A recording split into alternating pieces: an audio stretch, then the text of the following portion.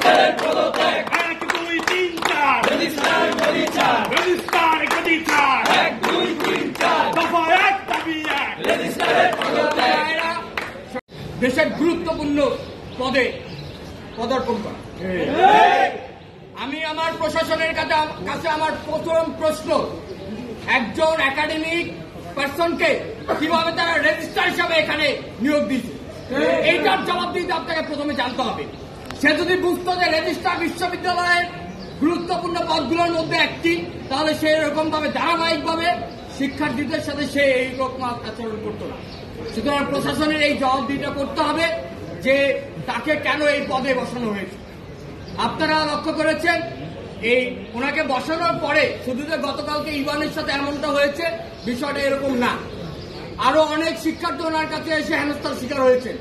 উনি ভেবেছেন ওনার ক্ষমতার দম্ভ ওনাকে টিকিয়ে রাখবে, কিন্তু উনি ভুলে গেছেন এই বাংলাদেশে আগের ক্ষমতার দম্ভ দেখানোর সুযোগ নাই।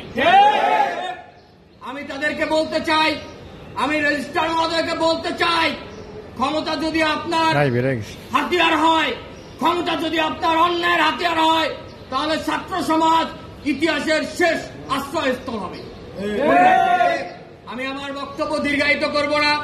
আমি সকলকে সামনে রেখে প্রশাসনকে বলতে চাই, আগামী 24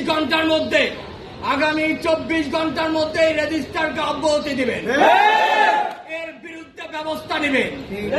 যদি না হয়, যদি কোনো ব্যবস্থা আপনারা না নেন, তাহলে পরবর্তীতে আমরা কঠোর কর্মসূচিতে যাব এবং কোনো অনাকাঙ্ক্ষিত ঘটনা যদি ঘটে তার সম্পূর্ণ দায় এই প্রশাসন নেবে।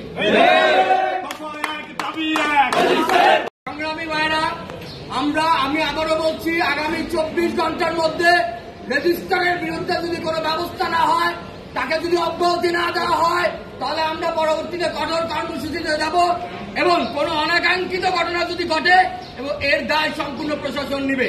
আজকের বিক্ষোভ কর্মসূচি আমরা এখানেই সমাপ্ত ঘোষণা করছি। পরবর্তী কর্মসূচি আমরা জানিয়ে দেব। ধন্যবাদ সকলকে।